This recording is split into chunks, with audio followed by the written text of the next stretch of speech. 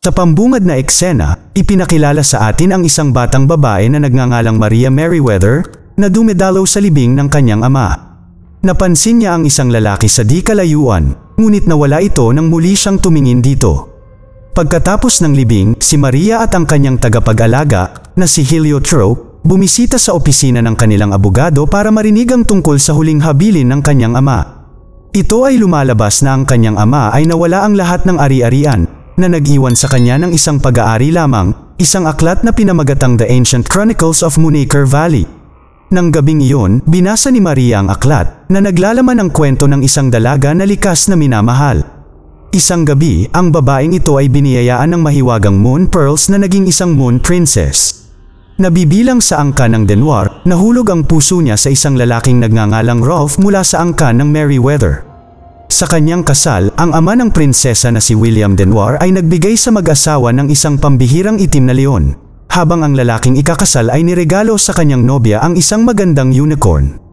Puno ng kaligayahan, nagpa siya ang Moon Princess na sabihin sa kanila ang tungkol sa mga perlas ng buwan.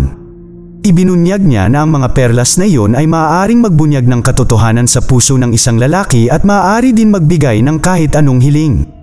Nang marinig ang paghahayag na ito, ang dalawang pamilya ay tila sinapian ng kasakiman. Sa puntong ito, isinara ni Maria ang libro at nagpa siya na magpahinga para sa gabi. Sa susunod na eksena, dinala ni Heliotrope si Maria sa Moonaker Manor upang manirahan kasama ang kanyang nawalay na tiyuhin na si Sir Benjamin Merriweather.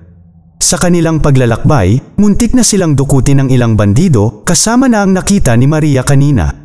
Gayunpaman, pinamamahalaan ni Maria at Heliotrope na lumaban at makatakas. Makalipas ang ilang sandali ay nakarating na rin sila sa kanilang destinasyon. Malugod silang tinatanggap ng mahigpit na tiyuhin ni Maria na nagpapahayag ng kanyang pakikiramay sa kanyang ama. Pagkatapos, sinubukan ni Heliotrope na ibahagi ang kanilang engkwentro sa mga bandido, ngunit hindi nagpakita ng interes si Benjamin na marinig ang kanyang mga kamangha-manghang kwento. Inakay niya sila sa loob at ipinakilala ang kanyang malaking itim na aso na nagngangalang Rolf. Kasunod nito ay itinuro niya sa dalawa ang kani-kanilang kwarto. Kinaumagahan, kinuha ni Maria ang kanyang minanang libro at bumaba para mag-almusal. Napansin ni Benjamin ang libro at kinuha ito para itago sa kanyang library. Sinubukan ni Maria na tumutol, ngunit hindi siya pinapansin ng kanyang tiyuhin. Sa panahon ng almusal, sinubukan ni Heliotrope na makipag-chat, ngunit hiniling ni Benjamin sa kanya na manahimik dahil mas gusto niyang tahimik habang kumakain. Muling hiniling sa kanya ni Maria na ibalik ang kanyang libro dahil iniwan ito sa kanya ng kanyang ama. Bilang tugon, tinawag ni Benjamin ang kanyang ama bilang isang duwag na ikinagalit ni Maria. Hindi alintana, nagpatuloy siya upang ipahayag ang kanyang kawalang kasiyahan sa kanyang ama dahil nawala ang lahat ng kanyang kayamanan dahil sa pagsusugal. Pagkatapos, naglibot si Benjamin sa bahay kung saan nagtanong si Maria tungkol sa mga bandido kanina. Ibinunyag niya na ang mga bandido ay mula sa angkan ng Denwar at binalaan si Maria na umiwas sa kagubatan. Maya-maya, gumigala si Maria sa mansyon nang may madatnan siyang piano na kusang tumutugtog. Naiintriga, sinundan niya ang mga gumagalaw na key at nagsimulang tumugtog ng magandang melody. Di nagtagal, nakita siya ni Benjamin at tila hindi siya masaya. Sa gabi, tinuruan ni Benjamin si Maria kung paano sumakay ng kabayo. Pagkatapos magbigay ng ilang pangunahing pagtuturo, sumakay si Maria sa isang puting kabayo at lumabas ang dalawa upang tuklasin ang nayon. Nang malapit na ang takip silim, iminumungkahi ni Benjamin na bumalik sa bahay, ngunit mukhang nag-e-enjoy si Maria sa pagsakay. Bilang resulta, ipinahayag niya ang kanyang nais na manatili sa labas ng kaunti pa, na nagudyok kay Benjamin na iwan siya ng mag-isa. Habang nag-iisa, nakarinig si Maria ng malungkot na sigaw, kaya nakipagsapalaran siya sa kagubatan, hindi pinansin ang babala ng kanyang tiyuhin. Doon, nakatagpo siya ng isang nakakulong na kuneho at nagpatuloy upang iligtas ito.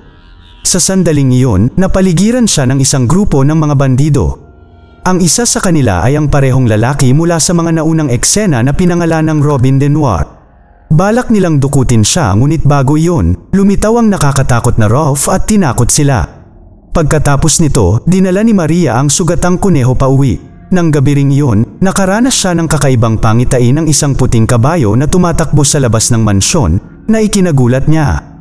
Kinabukasan, nilapitan ni Maria si Benjamin na may sunod-sunod na tanong tungkol sa mga kakaibang bagay na nangyayari sa lugar, tulad ng misteryosong puting kabayo at piano na kusang tumutugtog.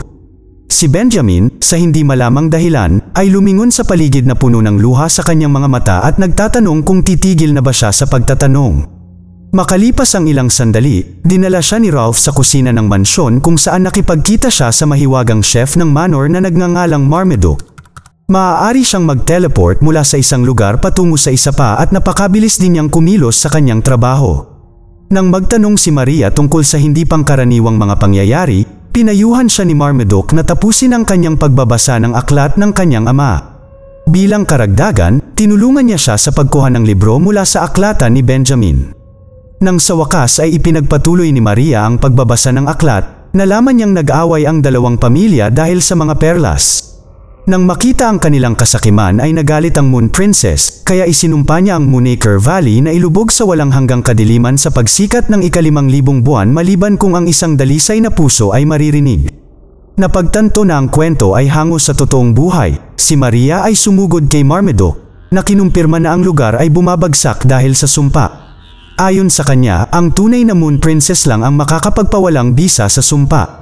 Si Maria ay nalilito dahil ang Moon Princess ay nabuhay daan-daang taon na ang nakalilipas, ngunit inihayag ni Marmaduke na ang isang dalisay na puso ay makakakita ng isang puting unicorn at ang may ganitong kakayahan ay isang tunay na Moon Princess. Nang marinig ito, nalaman ni Maria na siya ang napili. Gayunpaman, hindi pa siya handang maniwala at dahil dito, nagpasya siyang tumakas sa mansyon. Sa kanyang paglalakbay sa kakahuyan, si Maria ay nakarating sa isang kuweba na tinitirhan ng isang babaeng nagngangalang Loveday na may kapansin-pansing pagkakahawig sa Moon Princess mula sa aklat. Iniimbitahan ni Loveday si Maria sa kanyang tahanan at ibinunyag na siya ay dating prinsesa ng buwan. Hinihikayat niya si Maria na manatili na binibigyang diin na hindi siya makakatakas sa kung ano ang dapat niyang gawin. Bilang tugon, inamin ni Maria na gusto niyang tumulong, ngunit hindi alam kung saan magsisimula. Sinabihan siya ni Loveday na hanapin ang mga moon pearls dahil walang nakakaalam kung nasaan ito. Ninakaw pala ng mga Denwar ang kahon na naglalaman ng mga perlas at kinuha ng Merryweathers ang susi.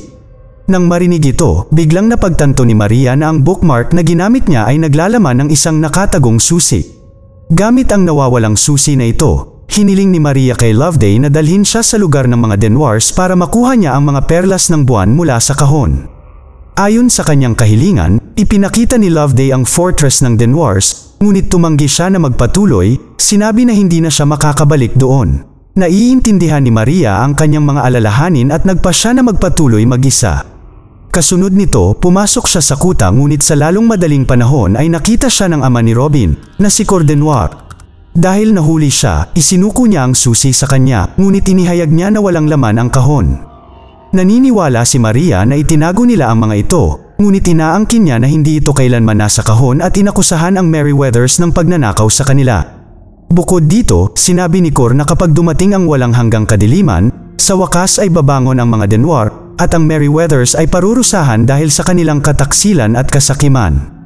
Pagkatapos nito, ikinulong nila si Maria sa isang dungeon. Kinaumagahan, ginamit ni Maria ang kanyang gown para linlangin ang gwardya na buksan ang pinto ng kanyang selda. Nang ginawa niya ito, sinamantala niya ang pagkakataong makatakas sa kakahuyan. Nang malaman ang tungkol sa kanyang pagtakas, inutusan ni Cor ang kanyang mga tauhan na patayin siya dahil ayaw niyang pigilan ang sumpa. Si Maria ay hinabol ni Robin at ng kanyang mga tauhan, ngunit nagawa niyang malampasan sila sa pamamagitan ng pagtatago sa kagubatan. Kasabay nito, nahanap siya ni Ralph at inakay siya pauwi.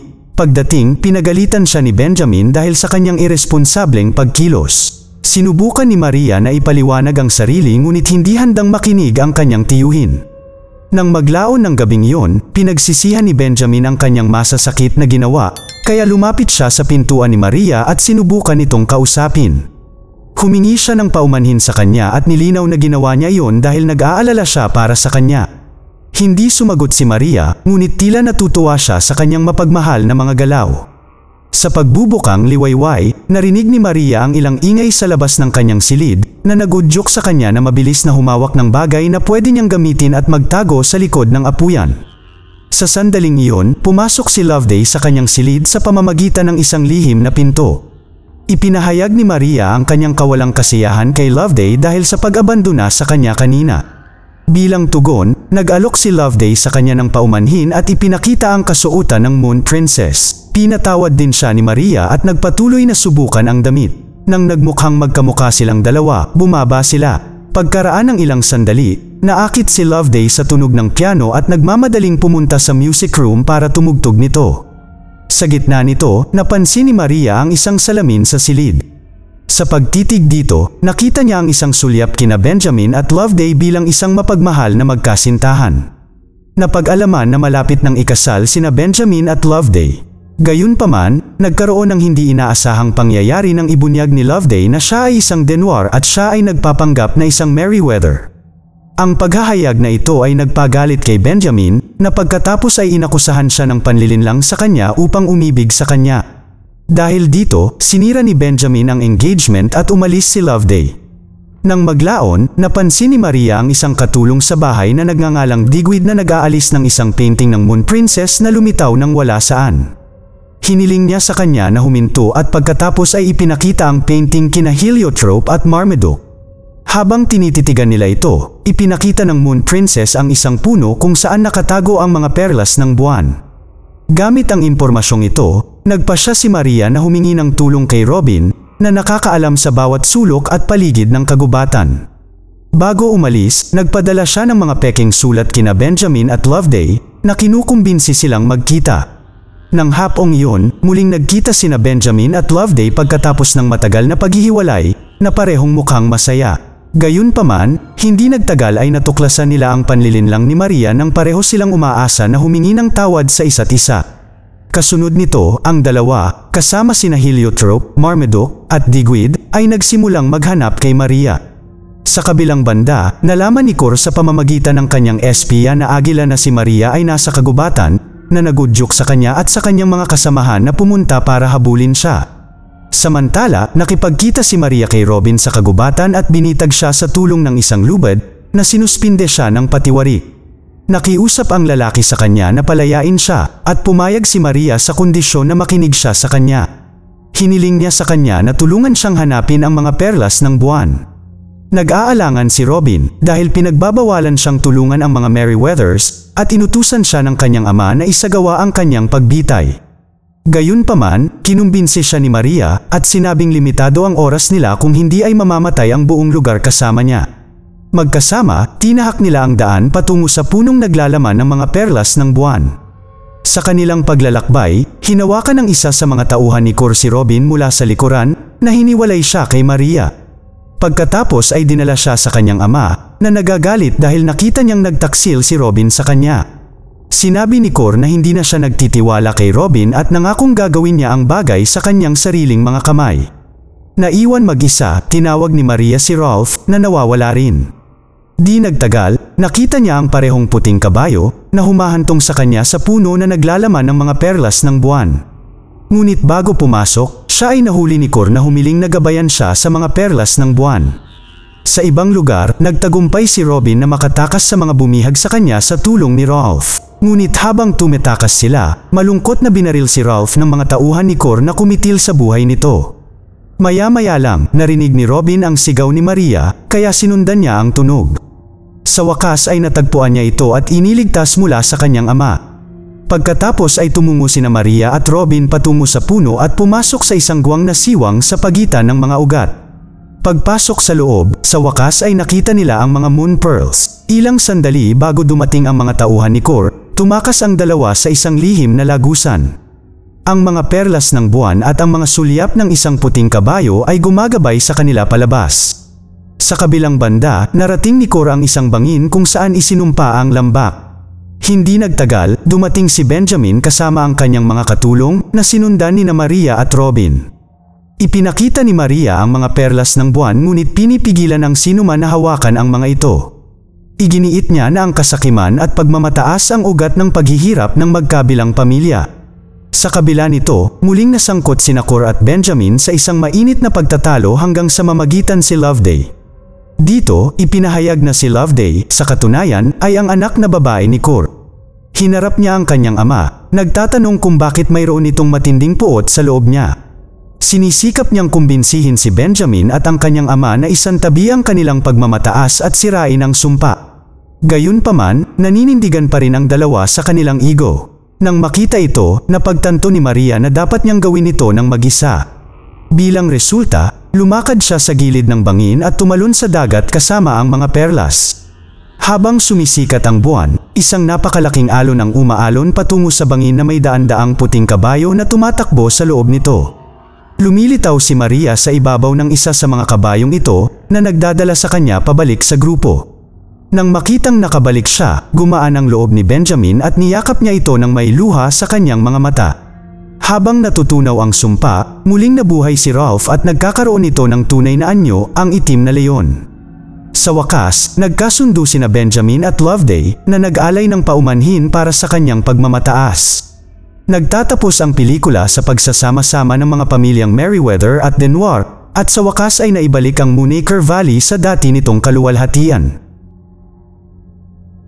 Mag-subscribe para sa higit pang mga video na tulad nito, i-on ang notification at mag-iwan ng like para matulungan ang aming channel. Salamat sa panunood.